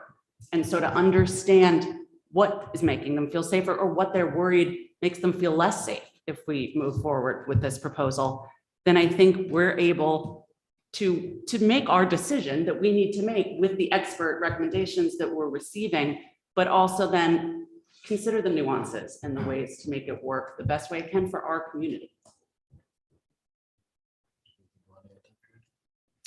No, I think this board has had public hearings, public discussions on different things. If you're asking me my opinion on it, I would share with you. And I was the one who suggested a timetable, so I accept responsibility for it. The one area that I tend to think if ideas sort of resonate with you, then there's some merit to it. And the one area is potentially that we have an opportunity. We appreciate and acknowledge it has to come out the way it comes out quickly, but can we have an opportunity to process it? So I would understand that is a reasonable concern and question from the public. Do we need more time just to have an input into it and just have a reflection on it? But at the same time, then it's a board decision if you just want to do that. Yeah, I personally think we've gone through the process in executive session. I think Alan has gotten a communication out to the community ahead of a meeting. I think we're in our second meeting and a full discussion on this. And even in public comment this evening, I mean, there just was not that many public comments around it, for or against it. There's a couple of concerns. I mean, there's a couple of handfuls of email. I don't know what more we could do to get the information out there. All the information roles. I had a conversation today with someone that, once they went on the website and looked at roles and responsibilities and what we presented, they're like, a lot of work has gone into this. So, I mean, we can go around the room. I don't know if anyone wants to. I am not in favor from a security standpoint. And I know it's a tight timeline, but I think we've got the professionals involved, from the chief of the police to the superintendent. I think the work's been done. We'll continue to learn. We'll continue to listen to the community, but I have confidence in executing this. And I think the more you delay it, the more you open it up to more conversation and the folks that you don't want listening. And it'll take enough time to get this implemented once we move forward with it. So, Mr. Brown. Yeah, I would just reject the premise that this is a change in culture. I think the health, safety, and well-being of our students has always been the top priority of this board. And so I don't see this being a shift at all. Mr. Senior. So I'd like to just move on to the finances if I could. Sure. Regarding the appropriation request, I get the idea of transparency, but I think when we move, I'd like to make a motion after I clarify myself, but that we make a appropriation request for half the year, to match the actual costs, not request more than return. I think we've been more than transparent that this is going to be an annual cost. You will be doing that in front of the Board of Finance as well as the RTM. So I don't think there's a need to request a full year appropriation and then hand back any excess funds. So it's a good point, Mr. Sini. So I'm in agreement with going for an appropriation based on what we need to finish out the year, based on when you think you'll be doing the hiring. And then Rich, I'm assuming as you start, we're going to talk about kind of the budget calendar later in the meeting, but then these folks will be built into the budget that you're building now. So they'll be reflected essentially as like a new request because they're not part of the original appropriation. So when you see the budget for fiscal year 24, you'll Right. see essentially seven new FTEs. Right. So can you give us the figure, if we cut that figure in half? I mean, is it 250,000? So, well, not quite, but so if you assume they start the first week of January, which is really what we're targeting, it'd be about 296,000. So we'd be assuming that they wouldn't be paid for the equivalent of 81 days. The materials are 100% of the cost. You don't have any savings on purchasing a weapon or a bulletproof vest, things like that, but the salary would be less and the benefits would be less. So all in 296. 296, thank you. Not including equipment. Including equipment. Including equipment. So can I ask a question on Sure, the Mrs. motion, Otto. just to Mr. Rudel? So if we do that and we fund them from January 1 to June 1, are we asking those employees to sign a 6-month contract? Because we won't have a approved budget necessarily yet. So Does that unaffiliated- cause any hiring issues? Is, sorry, what I'm trying to get. Well, I'll defer to Marge on the hiring issues. The unaffiliated employees don't have contracts. So they would be hired with the anticipated start date of January 1st. And then like everybody else's position, it would be contingent on continuing upon budget approval. Chief, while you're here sitting patiently listening, anything you'd like to add to the conversation? Sure, thank you. I will try to speak up. My wife is my, fiercest critic and my greatest supporter. And she said, I don't speak loud enough when I come to the Board of Education. If she's watching at home, I'm doing my best here to not shout like True Steven Tyler, supporter but I'm watching gonna you from home. fill the room. As Dr. Adley knows and this board knows through executive session discussions, there are many things that we cannot discuss when it comes to school security or overarching security that are matters not known to the general public. Be that as it may, I am willing to speak to any resident, pro or con, for this program as to my thoughts generally on school security officers. I don't hide, you know where to find me. I'm at 25 Hecker Avenue. Send me an email, stop in for a cup of coffee. We'll have that discussion. Like I advised the board in the prior meeting, I am not a public policy maker here. I do not hold the purse strings. That gives me the luxury of having the experience to come in here and give you my best advice so the public policy makers can make an informed decision on how you want to proceed. Thank you, Chief. Yes, Mr. Oh. Sini. I was just gonna see if we can make the motion. Sure. So do we need to amend this dollar amount? You can just make it a motion. 296, Rich? Yep. All right. So may I have a motion to request a special appropriation from the Board of Finance in the amount of $296,000 to fund the hiring of a district director of security and 6 armed school security officers with any unexpended balance returned to the town's general fund.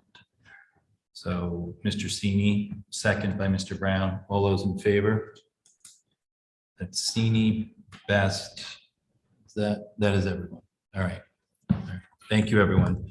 Good discussion. I would ask that we continue to focus on questions or comments we get from the public, and that we continue to answer those questions.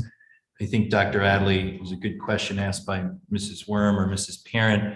I think an understanding of the rollout, the training, the introduction to the schools, the look and feel. I think that's all important to these neighborhood schools. But I also am confident with the recommendation from the professionals and the chief that we've got to stay focused on the safety and the security of our students and our staff. So thank you for all the hard work behind that. Mr. Brown.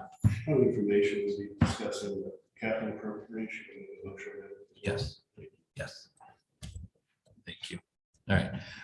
Next, I'll open up to any questions around the infrastructure. I think we've discussed that as to what we're trying to do there.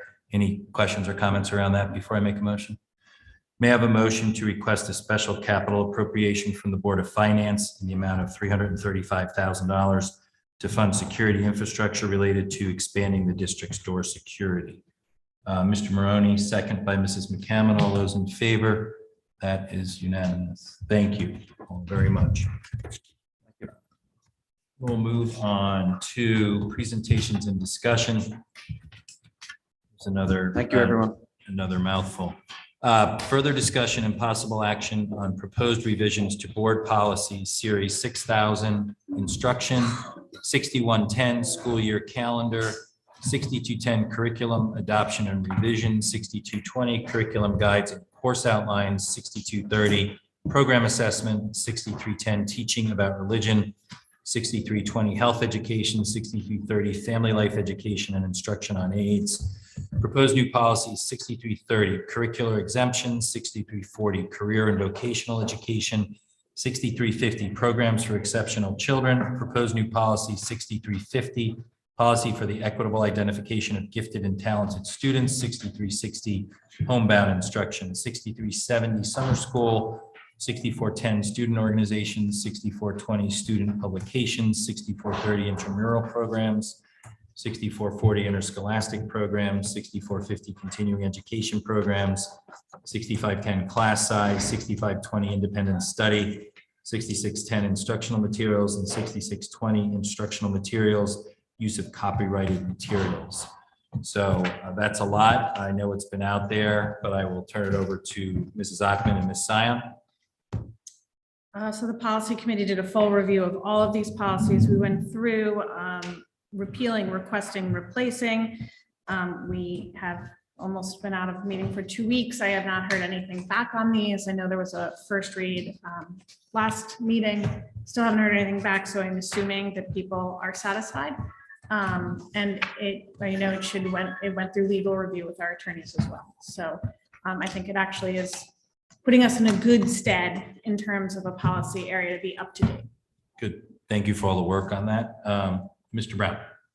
Just a question. It's been 2 weeks, but please hit me. I know you weren't there. Go. I wasn't. Just looking at 6610, which is the instructional material selection and adoption. So we struck administration, designated curriculum committee, and replaced that with the district curriculum leadership team. Just a question as to why the district curriculum leadership team versus the curriculum committee, and just the composition of the district curriculum leadership team. So we did have a robust conversation about that. The language in the policy was always meant to and refers back to the district curriculum leadership team, which we had delegated to. We felt that the wording in the policy made it sound like it was the Board of Ed curriculum committee, and that was causing confusion. So we asked that it be very specific, the actual correct name of the committee that was doing it. So this is staff committee, not. Correct. Thank you. Thank you for that question. Mr. Sini. Yeah, just point of clarification. There was a question last week in your absence about the minimum class size. We asked. So we did add language to make it clear that Alan has the authority to go below. Okay, thank you. Any other questions?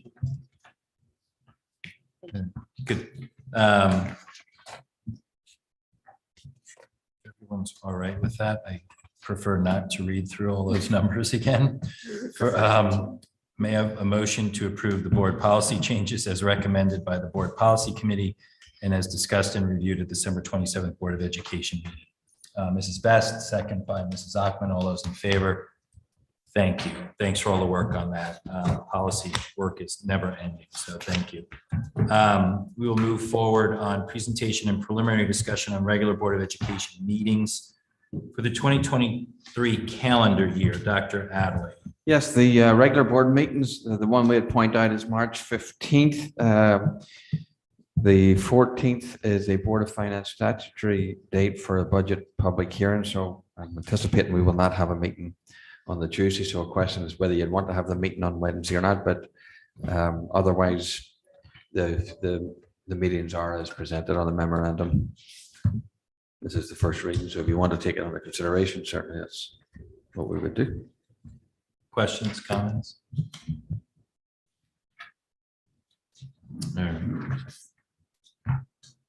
All right, so that will come up next if any further questions or comments as everyone continues to look over it.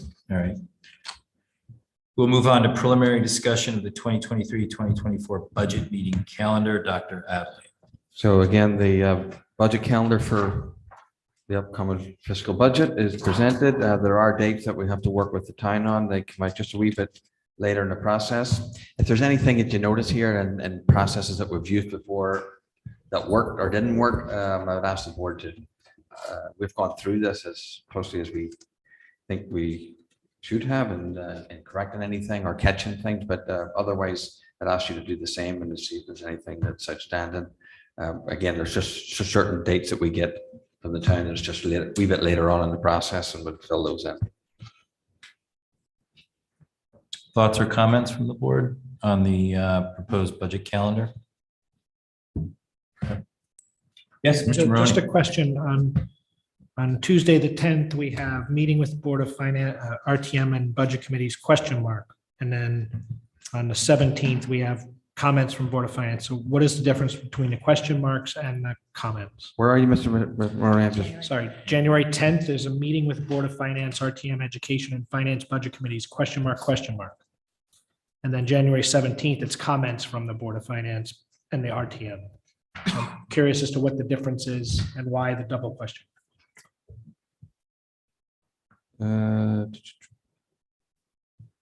Well, Nadine hit the yeah, question mark well, twice.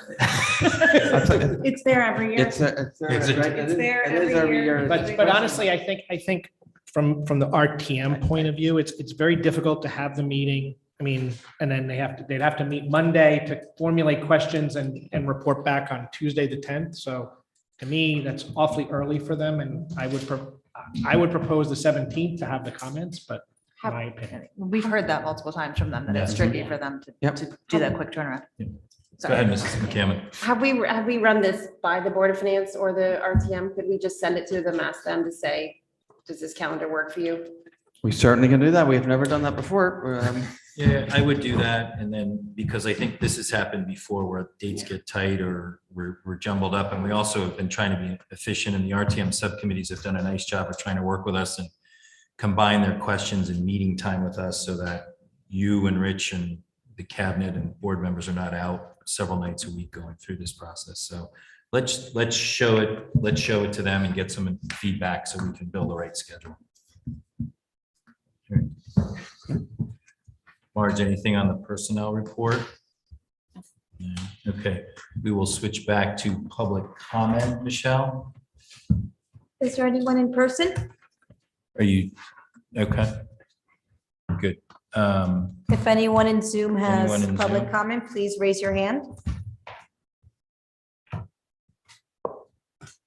There are no raised hands at this time. Okay. Before we adjourn, I just want to thank the board, thank the administration for all the hard work. These are tough, challenging conversations. There are a lot of viewpoints. There's a lot of information out there. I want to thank the parents and the public for their comments. Please keep those comments and questions coming so we can get them all answered as we continue to move through this process.